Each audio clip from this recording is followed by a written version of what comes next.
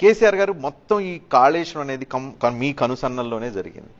దీంట్లో అసలు ఏం జరిగింది, మీ ఆలోచన ఏంటి, ఏం జరిగింది, ఇప్పుడు వస్తున్న విమర్శలకు సమాధానం ఏంటి? ఒక కాళేశ్వరం కాదండి, తెలంగాణ నదులలో ఉన్న నీళ్లు, దాని కథాకమావేశం, ఇది పెద్ద సబ్జెక్ట్. మనకు ఉండేటివి రెండు నదులండి, ఒకటి గోదావరి, రెండవది కృష్ణ. ఆ రోజుకి తెలంగాణకి సమైక్య పాలకులు వివక్ష చూపి చేస్తామని చెప్పిన ఏ ప్రాజెక్టు కడుపు నిండా చేయలేదండి. ఏ ఒక్క ప్రాజెక్టు కూడా, నాట్ ఈవెన్ వన్. అందులో శ్రీరామ్ సాగర్ మొదటి దశనే కులుకుతా ఉండి మొదటి దశకే సరి అయిన పద్ధతిలో నీళ్లు రాని పరిస్థితి. రెండవ దశ ప్రారంభించినామని చెప్పి ఇక్కడింత ఉద్యమం వచ్చిన తర్వాత తెలంగాణ ఉద్యమానికి గులాబీ జెండాకు దడిసి కొంత చేస్తే అది అసంపూర్తి ఉంది, నీళ్లు రాలే, అందరికి తెలుసు. దేవాదుల పూర్తి కాలే, నెట్టెంపాడు పూర్తి కాలే, భీమా, కోయిల్ సాగర్ ఎత్తిపోతల పూర్తి కాలే, కల్వకుర్తి ఎత్తిపోతల పూర్తి కాలే, ఏది పూర్తి కాలేదండి. అన్ని కెరకటం, వదిలేయటం. ప్రాజెక్టులు వాళ్ళు కడతామని మొదలుపెట్టినటువంటి ఎల్లంపల్లి పూర్తి కాలే, మిడ్మానేర్ పూర్తి కాలే, అన్ని అసంపూర్తి. తెలంగాణ వచ్చింది, మేము అధికారానికి వచ్చినాం. 6 మాసాలండి సుమారు విపరీతమైనటువంటి బ్రెయిన్ స్టార్మింగ్ చేసి ఏం చేయాలి. అక్కడ సమైక్య పాలకులకు గర్వం ఉండేది, ఏంది, ఎట్టి పరిస్థితుల్లో తెలంగాణ కానివ్వము అనే ఒక అహంకారంతో ఉండేవాళ్ళు వాళ్ళు. సరే, అది జరగలేదు, తెలంగాణ అయిపోయింది. కానీ ఆ టైంలో ఏం చేశారంటే గోదావరిలో 968 టీఎంసీలు శాంక్షన్ చేస్తున్నట్టుగా జీవోలు తీసి ఆర్డర్లు ఇచ్చారంట. ఈ చేసేదా పచ్చేదా, తెలంగాణ ఉద్యమం వస్తుందా, తెలంగాణ రాష్ట్రం కాదు, ఇట్లా వీళ్ళని బ్లఫ్ చేద్దామి, ఏం పర్లేదు నడుస్తుంది అనే పద్ధతిలో వ్యవహారం చేశారు. ఇక్కడ సబ్జెక్ట్ ఏంటి అంటే నీళ్లు రావాలి తెలంగాణకు. ఎట్లా రావాలా, ఏ పద్ధతిలో రావాలా? ఎత్తిపోతలు తప్ప తెలంగాణకు గత్యంతరం లేదు అనేది తేలిచ్చిందండి. తెలంగాణ భౌగోళిక వ్యవస్థ ఆ విధంగా ఉంటుంది. తెలంగాణ ఎట్లుంటుందంటే 2 బేసిన్లుగా ఉంటుందండి. ఒకటి గోదావరి బేసిన్, రెండోది కృష్ణా బేసిన్. ఇట్లా ఉంటుంది, ఇట్లా ఒక గుడిసెలాగా. ఇది గోదావరి, ఈ పక్క Krishna. Godavari upper Godavari, middle Godavari, lower Godavari ఉంటుందండి. మహారాష్ట్ర నుంచి స్టార్ట్ అవుతుంది. దాని క్యాచ్మెంట్ అంతా కూడా మహారాష్ట్రలో ఉంటే చాలా చోట్ల ఉంటుంది. అసలు గోదావరి క్యాచ్మెంట్ ఎంత పెద్దదంటే it is called as Ganges of the south. 3,812 చదరపు కిలోమీటర్లు ఉంటుంది. అంటే దాదాపు 7,70,00,000 ఎకరాలకు సమానం. అంత ప్రాంతంలో కురిసే వర్షం ఆ నదికి వస్తుంది. ఎక్కడ వస్తుంది ఆ నదికి? ఏ నదికైనా ఉపనదులు కలుస్తున్న కొద్దికి ఎన్రిచ్ అవుతుంది. మీద మహారాష్ట్రలో వెస్టర్న్ ఘాట్స్లో కురిసే వర్షం మూల, ప్రవర వగైరా పూర్ణ ఆ ఉపనదులు అదంతా కూడా ఉంది. ఆ బచావత్ గారు ఏం చేశారంటే 74లో ట్రిబ్యునల్ తీర్పిచ్చినప్పుడు సబ్ డివిజన్ వైజ్ తీసుకున్నారండి. ఆయన తీసుకొని పంపిణీ చేసేసారు. ఈ సబ్ డివిజన్ వరకు మహారాష్ట్రకి, ఈ సబ్ డివిజన్ వరకు మధ్యప్రదేశ్కి, అంటే ఛత్తీస్గఢ్ లేదు అప్పుడు, మధ్యప్రదేశ్కి, ఈ సబ్ డివిజన్ వరకు మంజీరా ఉంటుంది కాబట్టి దాని కర్ణాటకకి, ఈ సబ్ డివిజన్ వరకు ఒరిస్సాకి అని చెప్పి ఒక మాట ఏం చెప్పారంటే కటింగ్ ఎడ్జ్. అప్పుడు ఆంధ్రప్రదేశ్ ఉంది కాబట్టి, ఆంధ్రప్రదేశ్ తర్వాత ఇక సముద్రమే ఉంటుంది కాబట్టి remaining all water belong to Andhra Pradesh అని చెప్పారంట. ఎంత వస్తే మీకే. దాన్ని మన వాళ్ళు ఏదో లెక్కలు కట్టారు, కానీ అంతకంటే చాలా ఎక్కువ ఉంటుంది వాస్తవానికి. ఒక 1480 టీఎంసీలో 1500 సుమారు ఉంటుందని చెప్పి లెక్క కట్టారు. అది కాకి లెక్క. యాక్చువల్లీ చాలా మోర్ ఉంటుంది, మచ్ మోర్. కానీ ఎక్కడ ఉంటుంది? గోదావరికి ప్రధాన ఉపనదులు 3 అండి. చాలా ఉంటాయి మీద, కానీ అవన్నీ చివరి కాన్ఫిడెన్స్ పాయింట్కి వచ్చేటప్పుడు 3 ఉంటాయి, 3 రూపంలో ఉంటాయి. ఒకటి ప్రాణహిత, చాలా ఉపనది, పెద్ద ఉపనది, అదే that is the major river. ఆ తర్వాత వచ్చేది ఇంద్రావతి, ఆ తర్వాత చివరిలో పాపికొండల దగ్గర వచ్చేది శబరి. ఈ 3 చాలా పెద్ద ప్రధానమైనటువంటి ఉపనదులు. ఇందులో యావరేజ్ లెక్కలు తీస్తే 1700 టీఎంసీల నీళ్లు తీసుకొచ్చే నది ప్రాణహిత. 650 నుంచి 750, 800 తెచ్చేది ఇంద్రావతి. 400 నుంచి 600 వరకు తెచ్చేది శబరి. ఇది దీని కథ. శబరి ఉపయోగపడితే ఇప్పుడు ఆంధ్ర ప్రాంతానికి ఉపయోగపడుతుంది, అది పోలవరం ప్రాజెక్టుకు ఉపయోగపడుతుంది. మీద తెలంగాణ తీసుకోవాలంటే తెలంగాణకు ఉన్నటువంటి అవకాశం ఐదర్ ఇంద్రావతి ఆర్ ప్రాణహిత. ఇంద్రావతి తమాష ఏంటంటే ఆ ఇంద్రావతి బల్లున వస్తుంది, మళ్ళీ తొందరగా ఆగిపోతుంది, సంవత్సరం పొడుగుతూ నీళ్ళు రావు. ఏకైక జీవనది ప్రాణహిత. మెయిన్ గోదావరి కంటే కూడా జీవనది ప్రాణహిత. అసలు ప్రాణహిత లేకపోతే గోదావరి లేదు. ప్రాణహితతోనే కథ. అంటే ఎక్కడి నుంచి తీసుకోవాలి నీళ్లు అంటే ప్రాణహిత నుంచే తీసుకోవాలి, ఇంకా మార్గం లేదు. సంపూర్ణంగా అనుకున్న ఆ 968 టీఎంసీల కేటాయింపు సమైక్య పాలకులు చేసినటువంటి కేటాయింపు తెలంగాణ తీసుకోవాలంటే వాడుకోవాలంటే only Pranahita is the go, there is no other way. Right? Established not by me, central water commission, central water కమిషన్కి అనుబంధంగా ఉండేటువంటి వ్యాప్కోస్ సర్వే సంస్థ వాళ్ళు చేసిన నిర్ధారణ. సో దాని ఆధారంగా తీసుకోవాలి. ఇది ఇక్కడ ఈ తమాషా అయింది. గోదావరి బేసిన్లో హైయెస్ట్ భూమి లెవెల్ ఉండేది తెలంగాణ భూమి 680 మీటర్ల ఎత్తులో ఉంటుందండి. That is Kondapochamma Sagar project. మేము కట్టినాం అక్కడ 15 టీఎంసీ ప్రాజెక్టు కట్టాం. అంటే 85 to 680 మీటర్స్ రావాలి. ఇది గోదావరి కథ. ఇది కృష్ణలో శ్రీశైలం తీసుకోవాలి నీళ్లు. అక్కడ కూడా వాల్ ఇట్లా ఉంటుందండి. అక్కడ కృష్ణ బేసిన్లో హైయెస్ట్ పాయింట్ కొందుర్గు మండలంలోని లక్ష్మీదేవిపల్లి గ్రామం అండి, 670 మీటర్లు. ఇది 618 మీటర్లు అయితే అది 670 మీటర్లు. అక్కడి నుంచి కూడా కృష్ణ వైపు అంతా వాల్ ఉంటుంది. ఇంకొక వాల్ ఎటు ఉంటుందంటే ఆ తెలంగాణ ఉత్తరం వాలుగా ఉంటుంది, దక్షిణం వాలుగా ఉంటుంది, మళ్ళీ తూర్పు వాలుగా ఉంటుందండి. రెండు నదులు కూడా బంగాళాఖాతంలో కదా పోయేది. తూర్పు వాలుగా ఇట్లా గుడిసెలాగా ఉండి ఇట్లా ఉంటుందండి. దీనికి నీళ్ళు రావాలి. ఇక్కడ ఒక విచిత్రమైన విషయం ఏంటంటే అందరికీ కూడా తెలవాలి విషయం, చాలా ఇంపార్టెంట్ సబ్జెక్ట్ ఇది. 11వ శతాబ్దంలో తెలంగాణ కేంద్రంగా పరిపాలించిన కాకతీయ రాజులు ఎవరైతున్నారో వాళ్ళు చాలా పుణ్యాత్ములండి. వాళ్ళకి ఎవరు చెప్పినారో ఆ టెక్నాలజీ ఎక్కడి నుంచి వచ్చిందో ఆ పరిజ్ఞానం ఆ విజ్ఞానం నాకు తెలియదు, కానీ దీన్ని గమనించి వాళ్ళు 75,000 చెరువులు నిర్మించారండి. ఆ తర్వాత వచ్చిన కులీ కుతుబ్ షాలు కానీ నిజాములు కానీ వాళ్ళు కూడా బ్రహ్మాండంగా ఆ పరంపర కొనసాగించినారు. అసలు తెలంగాణ జీవిత ఆధారమే ఆ చెరువులు. సమైక్య రాష్ట్రం ఏర్పడి ఆంధ్రప్రదేశ్ అనే పేరు వచ్చిన తర్వాత దాని మైనర్ ఇరిగేషన్ పేరు పెట్టినారండి. దాన్ని మొత్తం ధ్వంసం చేసినారు. Criminal negligence. నేను ఎమ్మెల్యేగా చాలా రోజులు పనిచేసిన కదా, ఒక్కొక్క సంవత్సరం ₹1 కూడా బడ్జెట్ దొరికేది కదా, ₹1 కూడా. కంప్లీట్ అవన్నీ పల్లెల్లాగా తాంబాలలాగా తయారైపోయి ఆ మురికి తుమ్మ చెట్లకు నిలయమైపోయి వాటి కట్టలు శిథిలమైపోయి మత్తలు మొత్తం కూలిపోయి తూములు కూలిపోయి చాలా భయంకరమైన పరిస్థితి. అసలు ఇది చెరువు అనే స్పృహనే గ్రామ ప్రజలు కోల్పోయినారు. అంత భయంకరమైన పరిస్థితి. రసాయనిక ఎరువుల వినియోగం వచ్చిన తర్వాత చెరువులో మట్టి తీయడం కూడా మర్చిపోయినారు. చెరువు నిండేది లేదు, దానికి మట్టి వచ్చేది లేదు, దానికి వచ్చేటువంటి ఫీడర్ ఛానల్స్ అన్ని పోయినాయి, చాలా అస్తవ్యస్తం. అందువల్లనే తెలంగాణ వచ్చే సమయానికి భూగర్భ జలాలు పూర్తిగా పడిపోయినాయి. భయంకరమైన లోతు నీళ్లు బోర్లు తీసుకోవాలంటే చాలా లోతు 700 ఫీట్లు 800 ఫీట్లు 500 ఫీట్లు వేయాల్సిన పరిస్థితి. ఈ సిచ్యువేషన్లో తెలంగాణ నీళ్లు కావాలి, ఏం చేయాలా? ఇక్కడ ఇంకో పాయింట్, చాలా ఇంపార్టెంట్ పాయింట్ ఏంటంటే సమైక్య పాలకులు కూడా రాజశేఖర రెడ్డి గారు కావచ్చు మరొకరు కావచ్చు పాలమూరు ఎత్తిపోతలకు జీవో ఇచ్చినటువంటి సర్వే కోసం జీవో ఇచ్చినటువంటి కిరణ్ కుమార్ రెడ్డి కావచ్చు ఎత్తిపోతలకే ఇచ్చినారండి. ఎత్తిపోతలు కేసీఆర్ తలపెట్టలే, వాళ్ళే ఇచ్చినారు. ఏ పేరు మీద? ప్రాణహిత చెవెళ్ల పేరు మీద, కాంతనపల్లి పేరు మీద, దేవాదుల పేరు మీద వాళ్ళు ఇచ్చారు. ఇక్కడ కృష్ణలోనేమో కల్వకుర్తి, భీమా, నిట్టెంపాడు, పాలమూరు ఎత్తిపోతల అనే పేరు మీద ఇచ్చారు. నేను సృష్టించింది కాదు. వాళ్ళు చిన్నగా ఇచ్చారు, మీరు పెద్దగా చేశారు. Exactly. So the point is నీళ్లు తీసుకోవాలా, ఈ హైట్లోకి రావాలా. అంటే హైట్ మొత్తం అంతా వస్తేనే నీళ్లు వస్తాయని కాదండి.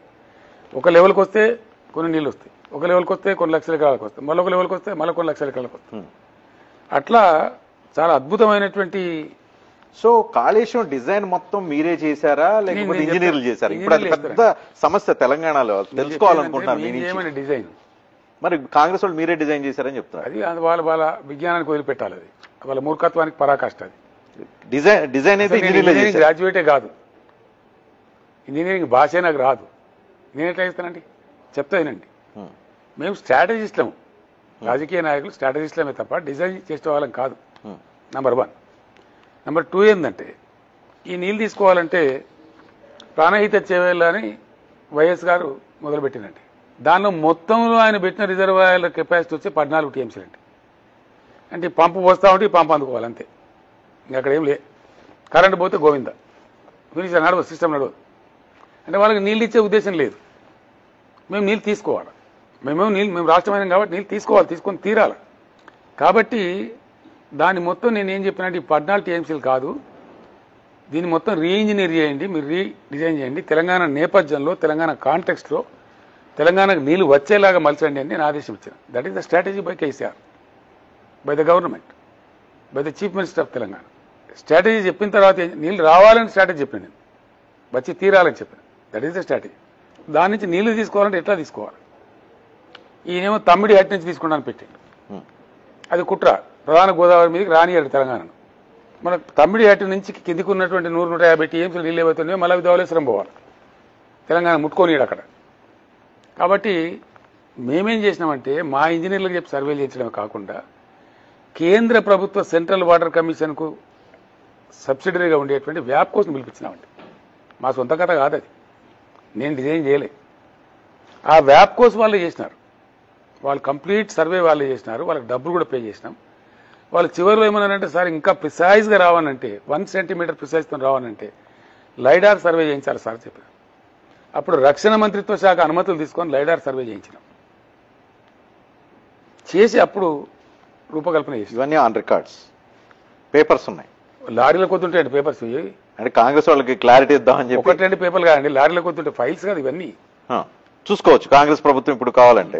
ఎనీ సామాన్య పౌరుడు కూడా చూసుకోవచ్చండి. సో వ్యాప్ కోసం వాళ్ళు సర్వే చేసినారు, లైడార్ సర్వే కూడా చేసినారు. తర్వాత వాళ్ళు చెప్పింది ఏంటంటే, మీరు తమ్మిడి హట్టి దగ్గర తీసుకోవడం తప్పు. అది సిడబ్ల్యూసీ కూడా చెప్పిందండి. ఏ క్వాంటిటీ వాటర్ అయితే మీరు తీసుకోవాలనుకుంటున్నారో అది తమ్మిడి హట్టి దగ్గర తీసుకోలేరు అని సిడబ్ల్యూసీ రిపోర్ట్ ఇచ్చింది. వ్యాప్ కోస్ రిపోర్ట్ ఇచ్చింది, అవన్నీ ఉన్నాయి. వ్యాప్ కోస్ రిపోర్ట్ ఇచ్చింది. దెన్ గోదావరి ఎక్కడ తీసుకోవాలా? ప్రాణహిత తర్వాత తీసుకోవాలా, ప్రాణహిత గోదావరిలో కలిసిన తర్వాత తీసుకోవాలని చెప్పి మేడిగడ్డ అనే ప్రాంతంలో బారాజ్. గోదావరి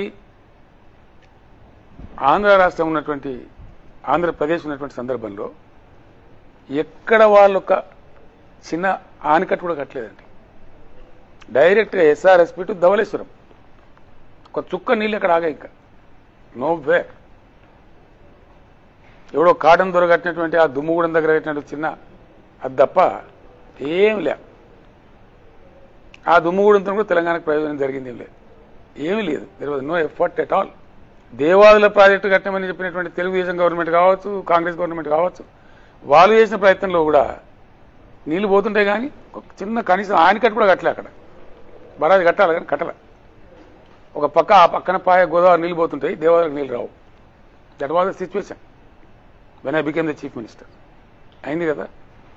అప్పుడు ఎట్లా నీళ్లు తీసుకోవాలా అంటే తక్కువ ముంపు, రైతులను ఇష్టపడకూడదు, తక్కువ ముంపుతోని తీసుకొని వరద సమయంలో తీసుకెళ్లి మనం మీద స్టార్ట్ చేసుకోవాలా, అది 2 పంటలకు ఉపయోగించుకోవాలి.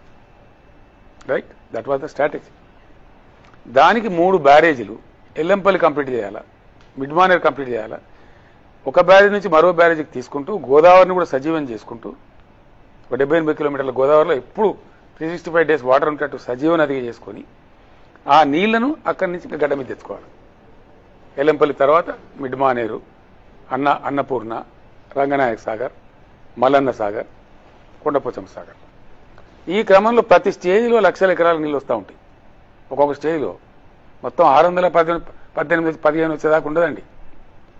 ఇప్పుడు మిడ్మానేర్ 318, ఎల్లంపల్లి కొంత చేస్తుంది, అది గూడెం లిఫ్ట్, కథా కార్ఖానా, కడెం సప్లిమెంటేషన్ ఆ పని చేస్తుంది. అదేవిధంగా మిడ్మానేర్ రాగానే మొత్తం ఎస్ఆర్ఎస్పీ పాత ఆయకట్టుకంతా నిలుస్తుంది. అక్కడ మేమేం చేసినాం, అప్పర్ గోదావరి నుంచి వాళ్ళు బాబ్రీ లాంటి అనేక చెక్ డ్యామ్లను కట్టుకుని మహారాష్ట్ర నీళ్ళు తీసుకుంటుంది కాబట్టి తగ్గిన నీళ్ళు రావు.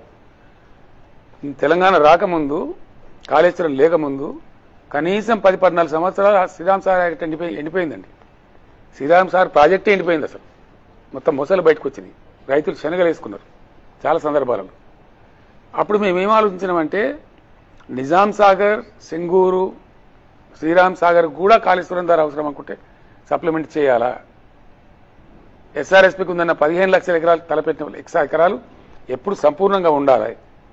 ఆ తర్వాత సిద్దిపేట అంటే ఈ ప్రాంతానికి వచ్చే కొద్దికి పాత మెదక్ జిల్లా, దాని నుంచి అక్కడి నుంచి సింగూరు పోతుంది, అక్కడి నుంచే నిజాం సాగర్ పోతుంది, మళ్ళీ నిజామాబాద్ జిల్లా సుభిక్షంగా ఉంటుంది. ఎస్ఆర్ఎస్పీ పునరుజ్జీవంతో ఎస్ఆర్ఎస్పీ ప్రాజెక్ట్ ఆయకట్టు సేఫ్గా ఉంటుంది. అట్లా ఒక 40 లక్షల ఎకరాలకు అద్భుతంగా ఎవడు తెచ్చినా ఎవడు ఎక్కడ మునిగిపోయినా కూడా కాళేశ్వరం ప్రాజెక్టుకు డోకా లేదు. ఎందుకంటే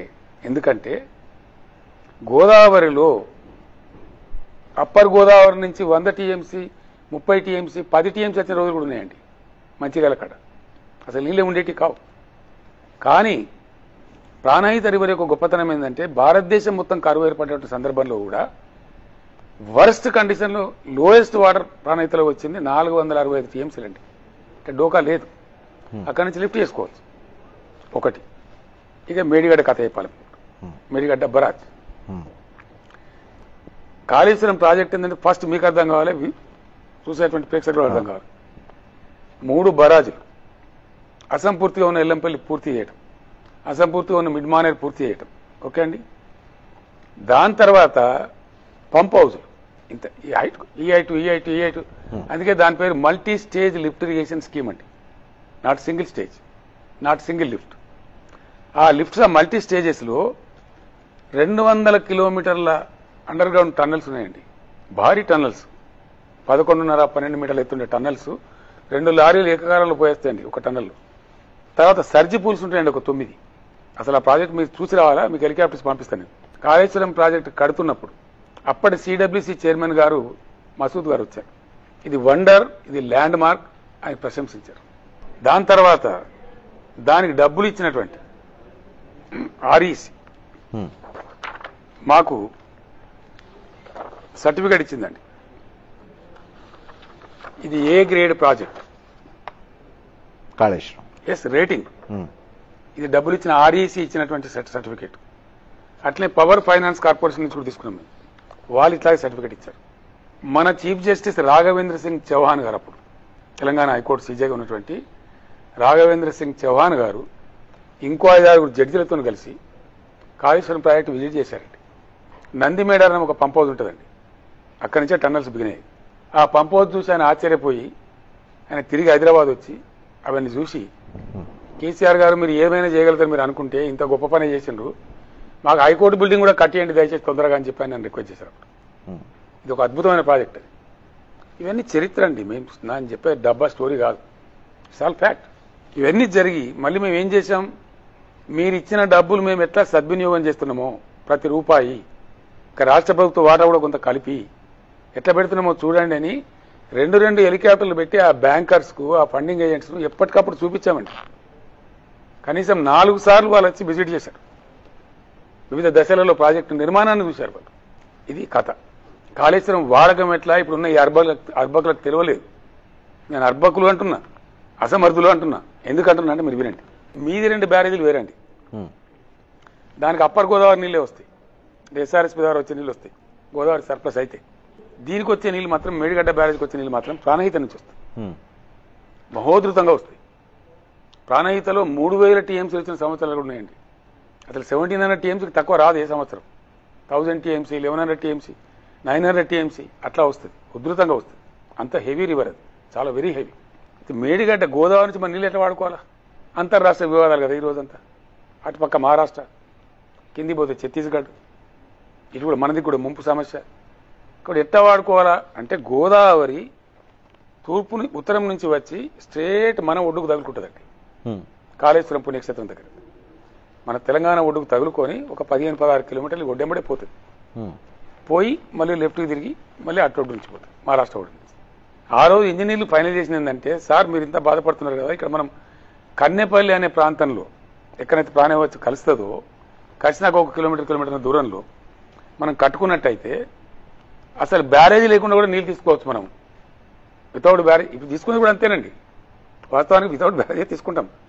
మేడిగడ్డ బ్యారేజ్తో పనిలే. అది వీళ్ళకి అర్థం కాల, చాలా మందికి అర్థం కాల, తెలియదు. ఒకటి ఇప్పుడు కట్టిన మేడిగడ్డ బ్యారేజ్, ఎస్ క్రాక్లు వచ్చిన అన్న మేడిగడ్డ, ఎస్ దానికి సంబంధం లేకుండా నీళ్ళు తీసుకోవచ్చు.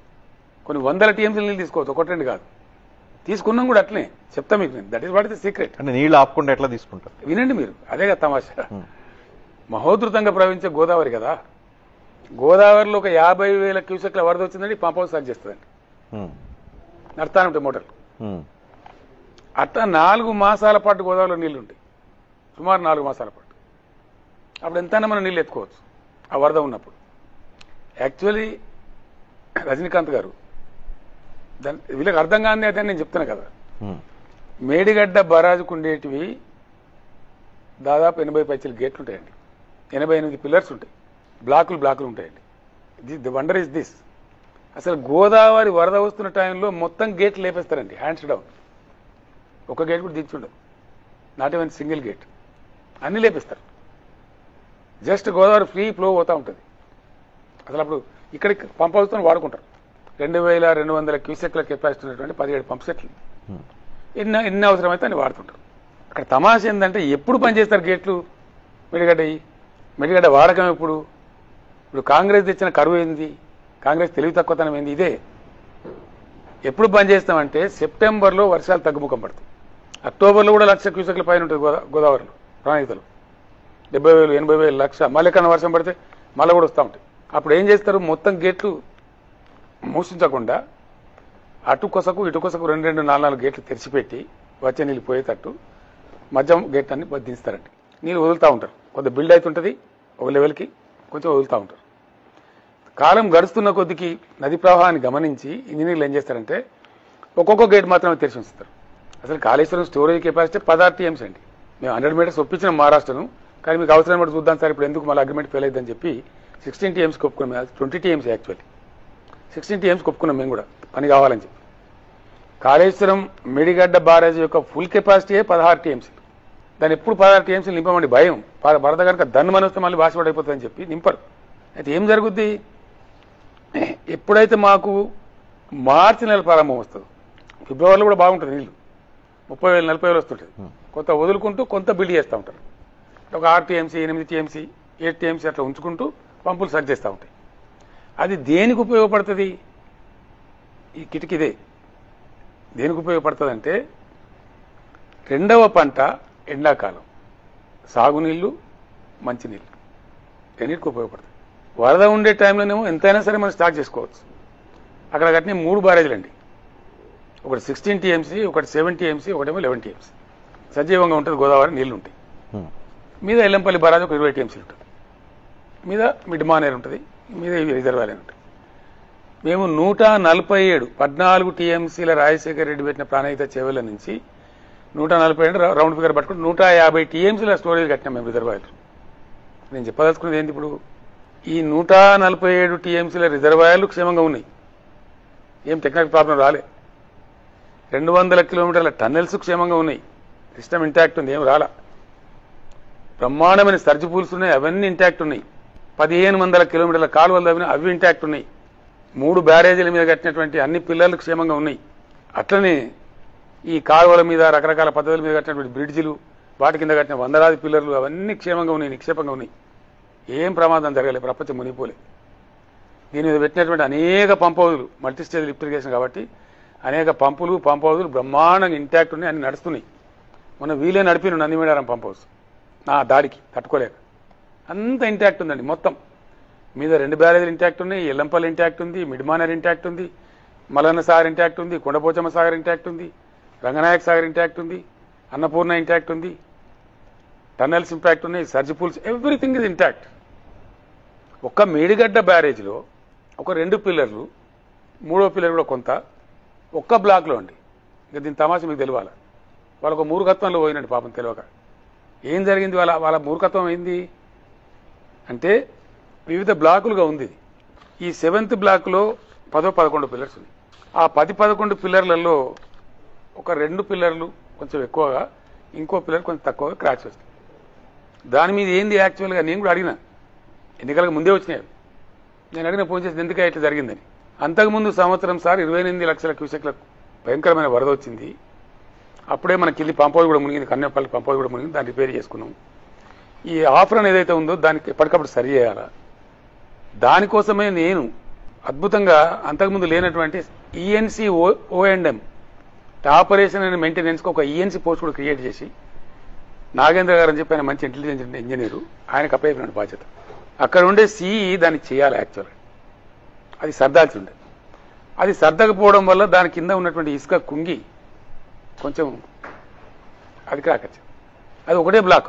ఇప్పుడు ఏం జరుగుతుంది? వీళ్ళు ఏమనుకున్నారు, మేము అట్లే వదిలేస్తాం, కేసీఆర్ను బదనాం చేయాలా, కాళేశ్వరం ప్రాజెక్టును బదనాం చేయాలా, బీఆర్ఎస్ గవర్నమెంట్ను బదనాం చేయాలా అనే ఒక దురుద్దేశంతో నీళ్ళు పోతా ఉండే. అప్పటికి 8,000 10,000 క్యూసెక్లు పోతున్నాయి. ఆ ఇసుకలో కాపర్ డామ్ వేసినట్టు పంపులు గుంజుతాయండి. దాంతో ఎప్పటికప్పుడు మీదికి నింపాల్సి ఉండే నీళ్లు డన్. మమ్మల్ని మొత్తం బ్యారేజ్ ఉడకపోతాం అనుకున్నారు వీళ్ళు. ఇప్పుడు కాంగ్రెస్ గవర్నమెంట్ ఆ పిల్లర్స్ ఒక్క బ్లాక్ను రిపేర్ చేయకపోయినా మిగతా బ్లాక్లు 100 ఏళ్ల వరకు కూడా అట్లే ఉంటాయండి. ఏంది కథ?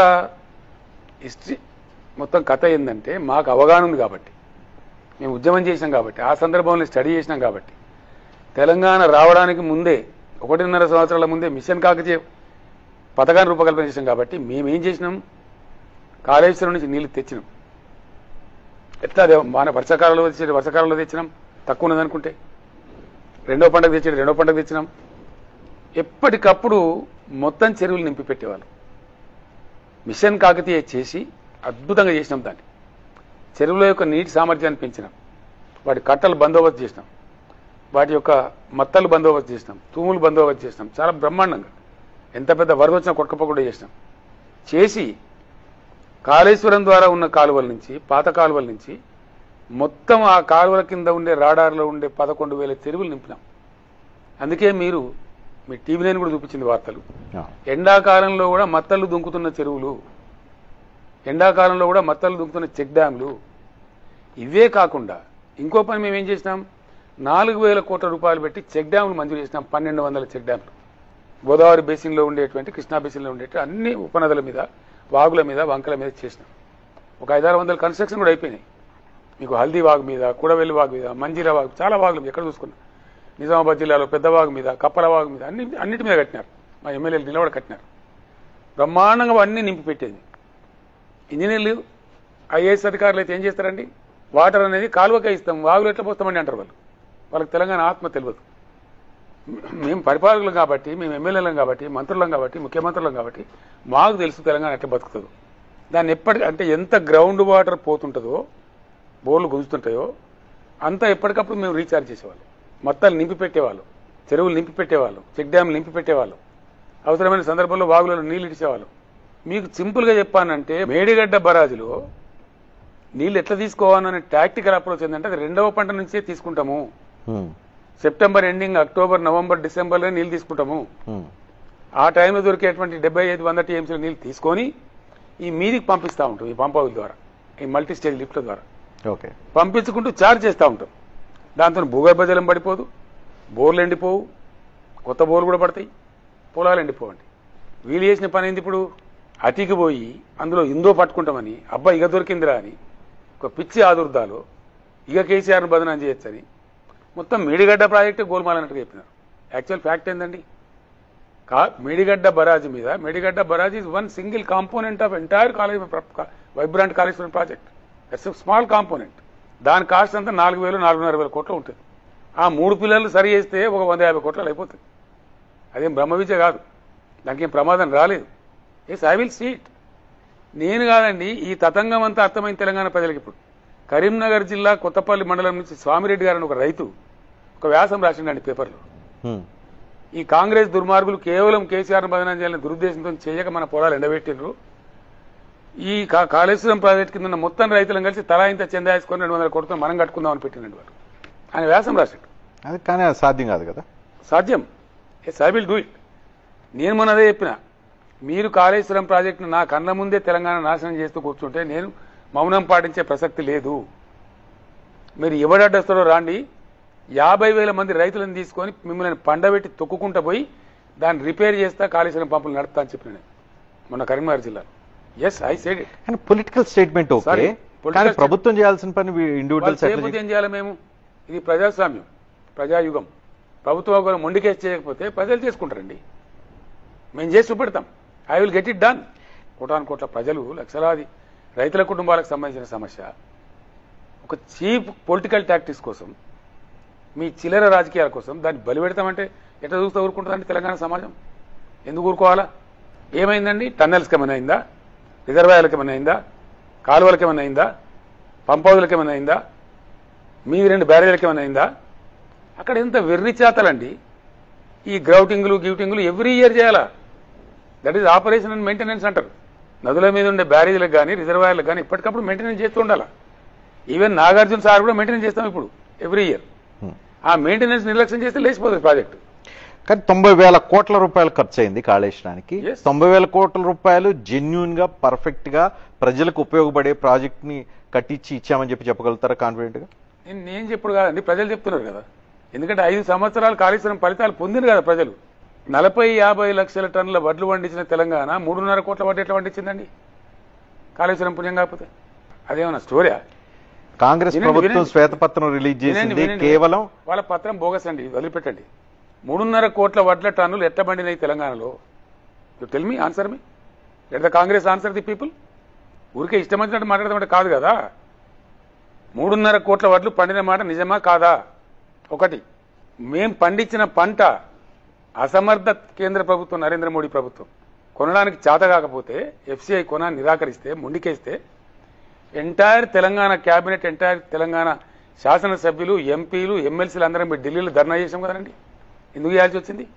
ఇవన్నీ బట్టియేనా? మీ బోగస్ పత్రాలు, మీ కాకమ్మ కబుర్లు, మీ బాకా ఊదే పేపర్లు, అది నిజమా? 98,000 ఎకరాలు మాత్రమే కాళేశ్వరం వల్ల సాగవుతుంది అనేది రబ్బిష్ అండి. ఎంత సాగవుతుంది మీ లెక్క ప్రకారం? రబ్బిష్.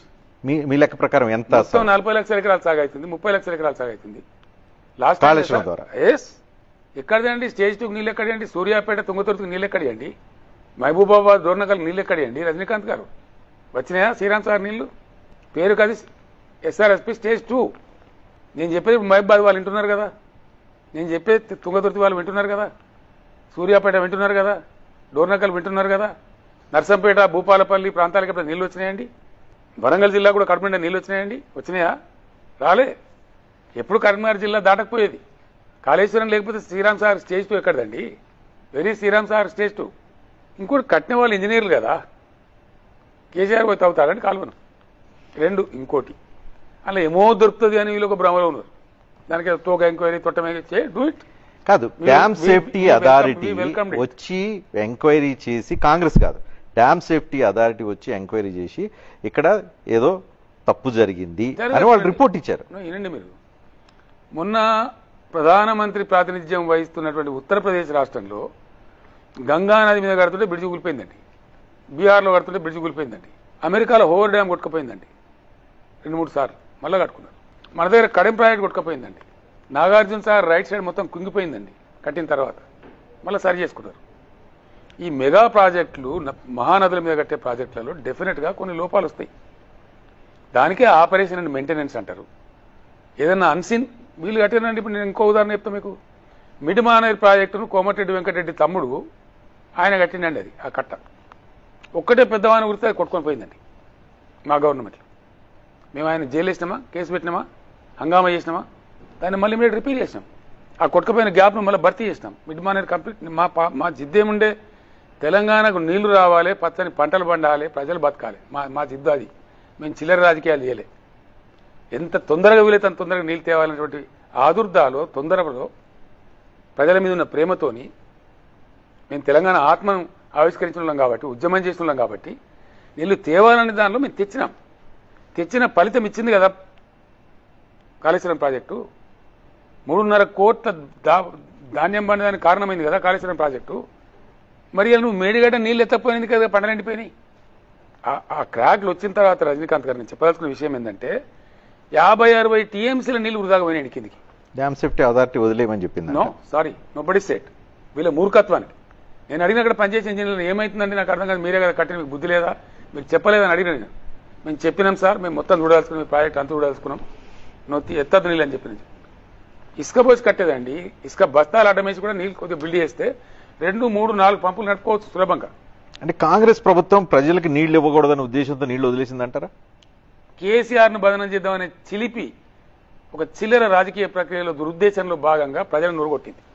కానీ కేసీఆర్ని టార్గెట్ చేయడం కోసం రైతులను అన్యాయం చేస్తారా? చేసింది కదా, ఇప్పుడు బయటపడ్డది కదా. లేకపోతే స్వామిరెడ్డి గారు చిల్లర వికృత క్రియేట్ ఉంటుందా? నేను చెప్పే స్టోరీ అంత ఏందండి. మీరు వెళ్ళిరండి కాళేశ్వరానికి దయచేసి, మేము ఏర్పాటు చేస్తాం మీకు వెహికల్స్. కానీ మీకు 40 లక్షల ఎకరాలు కాళేశ్వరం ద్వారా మీరు సాగులోకి తీసుకొచ్చామని అంటూ ఉన్నారు. నేను చెప్పేది కానీ అప్పుడు అధికారులు ఒకటే, వాళ్ళేమో ఇప్పుడున్న అధికారులు చెప్తున్నారు 90,000 ఎకరాలు. మీరు వినండి, 90,000 ఎకరాలు అనేది పూర్తి బ్లఫ్. ఎందుకంటే ఒక రంగనాయక సాగర్ కిందనే సిద్దిపేటలోనే కొత్తగా వచ్చినటువంటి ఆయకట్టు దాదాపు 1 లక్ష చిల్లర, 2 లక్షల చిల్లర ఉంది. కాంగ్రెస్ మంత్రే కదనండి కొండా సురేఖ గారు గొప్పగా పోయి ఆడ పోదు కొట్టి అది లిఫ్ట్ చేసి 1,40,000 ఎకరాలు నీళ్లు విడుదల చేస్తున్నామని చెప్పింది. మరి 90,000 ఎకరాలు ఎట్లయిద్దండి? మల్లన్న సార్ ద్వారా వాడుతూ ఉంది, అది కొత్త ఆయకట్టే.